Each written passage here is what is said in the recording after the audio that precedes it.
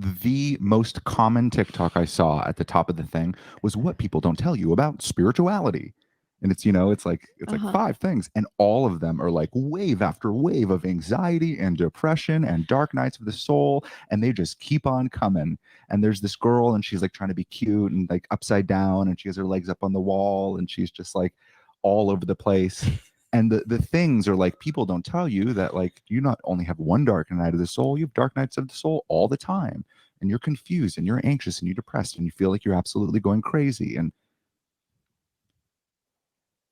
it's weird that that's the most liked thing in that pocket. Yeah.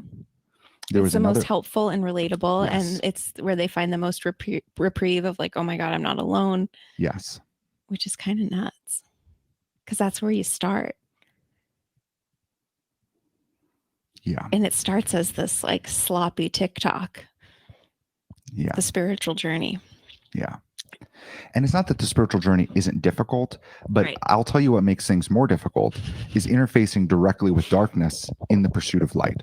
That is the most difficult thing you can possibly do.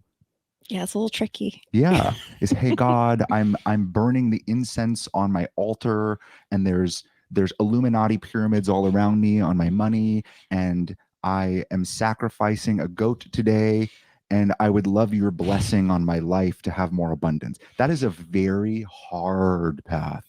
Yeah. Agreed. Because you are directly interfacing with darkness in the pursuit of light. Mm-hmm.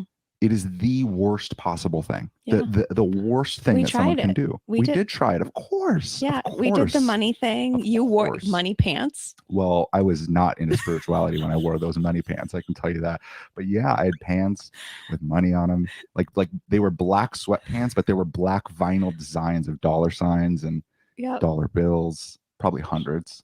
Not dollars, yeah. No, not dollars, hundreds. Oh, I was all into that life. Mm-hmm. But that was also the thing that then made me so excited about spirituality in the first place. Yeah. Oh, cool. We can see the chat. Good call. That was the thing that made me so excited about spirituality in the first place. It was money and it was joy. It was, I wanted to be blissfully rich as fuck. Yeah. Yeah. Who doesn't? Yeah.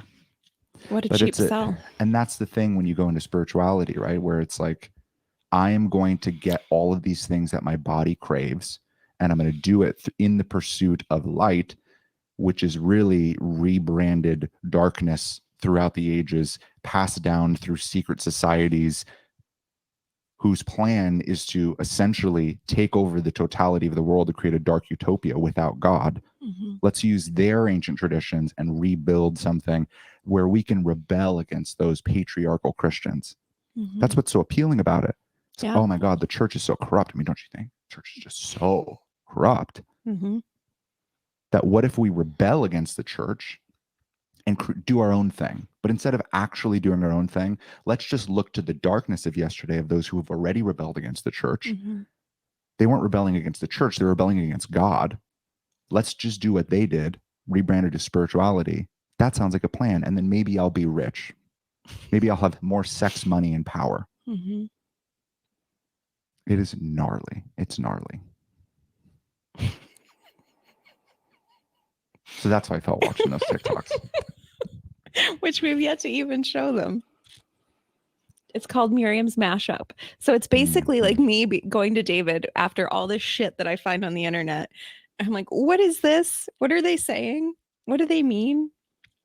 And by the way, my fingernails are permanently dirty right now because I peeled I cracked open walnuts without black walnuts without gloves on. My mom said it stains your fingers, so wear gloves. And then obviously you still rebel at 37 and you don't wear gloves, and then you find out for yourself. It's all right. Yeah.